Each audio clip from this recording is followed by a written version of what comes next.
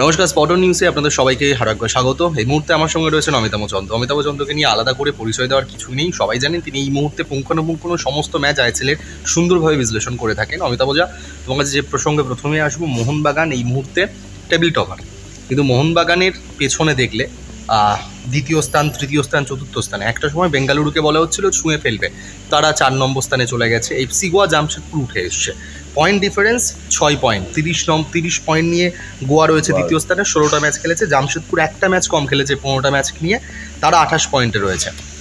Competitor কে মনে হচ্ছে এই মুহূর্তে দাঁড়িয়ে মোহনবাগানে?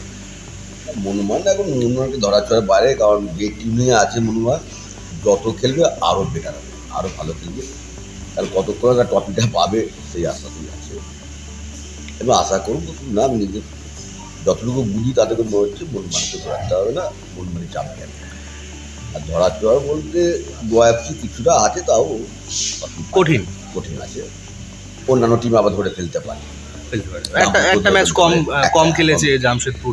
এছাড়া এগুলো মোহনবাগান চ্যাম্পিয়ন না, মোহনবাগান যেভাবে ড্র করলো আমরা দেখলাম আগের ম্যাচটায়, সেক্ষেত্রে যদি ভবিষ্যতেও যদি এরকম কিছু অঘটন ঘটতে থাকে তাহলে আর ঘটনের চান্স আছে। কারণ এখন এমন একটা মুহূর্ত যে এখন কম ম্যাচই জিততে হবে, ট্রফির দৌড়ে সবার আগে এগিয়ে আছে চ্যাম্পিয়ন।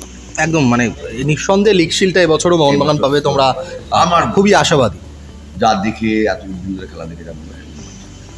সুতরাং মোহনবাগানকে বাংলার মুখ উজ্জ্বল হবে। মোহনবাগানকে ধরার মতো এই মুহূর্তে কেউ নেই বলছো না?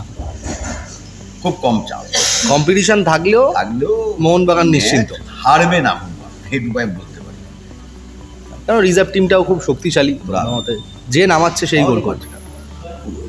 একদম গোলকিপার, স্ট্রাইকার এবং রিজার্ভে সব মোবাইলে অনেক আপ আছে। এবছরও লিগ শিল্ড কনফার্ম মোহনবাগান। অসংখ্য ধন্যবাদ অমিতাভ।